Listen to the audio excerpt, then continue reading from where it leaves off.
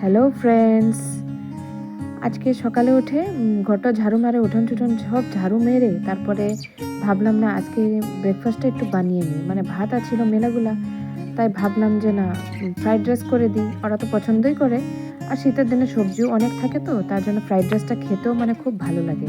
এই জন্য মানে আমার বাচ্চাগুলো ওরাও মানে খেয়ে নেয় আর কি। তাই আর তার মধ্যে ধনেপাতা দিয়ে দিলে তো আরও ভালো পায়। তারপরে গাজর আর কি বলে এটাকে, সিমলা মরিচ, পেঁয়াজ, লঙ্কা এগুলো কেটে নিয়েছি। ব্রাশ মুখে দিয়ে করেছিলাম, তারপর ধুয়ে টুয়ে নিয়ে তারপরে ভাবলাম না এটাকে বানিয়ে নিই। ভাত আছে দেখো অনেকগুলা, তো ভাতটা বানিয়ে ফ্রাইড রাইস করে দিলে ভাতটাও শেষ হয়ে যাবে।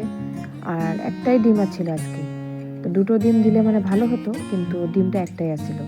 তার জন্য একটু না সবজিগুলো একটু লাড়াচাড়া করে ডিম একটা দিয়ে হালকা ফ্রাই হলে ভাতটা ভেজে নিব।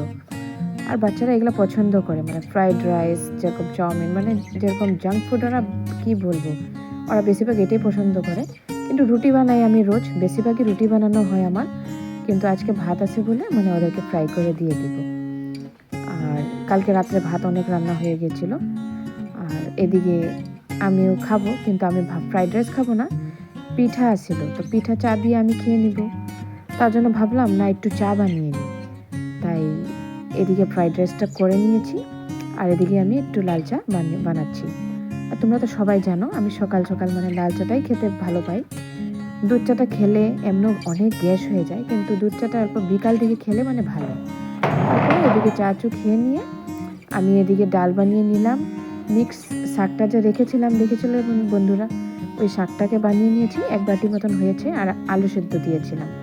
মেয়েও বললো মা ডাল আর আলু সেদ্ধ বানাও, দুদিন ধরে মিট খাচ্ছে, তো সবার মুখ মানে কেরম জানি হয়ে গেছে।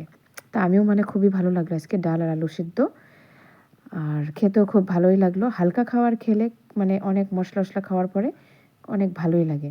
তো তোমাদের কেমন লাগে বন্ধুরা? ভালো লাগলে আমার ব্লগটাকে লাইক কমেন্ট শেয়ার করে দিবে। বাই।